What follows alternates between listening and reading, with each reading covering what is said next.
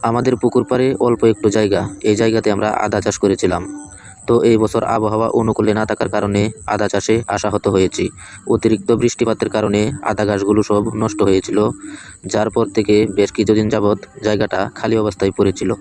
তো এবার ভাবলাম জায়গাটাকে এইভাবে খালি অবস্থায় না রেখে কিছু একটা করা যাক, জায়গাটাকে কাজে লাগানো যাক।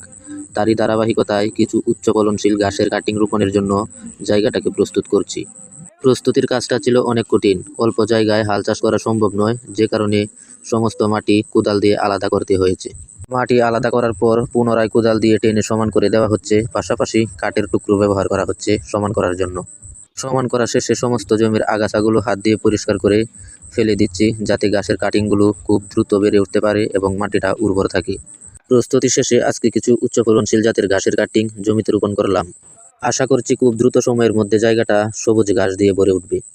পরিশ্রম হলেও খুব ভালো লাগছে দীর্ঘদিন যাবৎ পরিত্যক্ত থাকা জায়গাটাকে ব্যবহার করতে পেরে।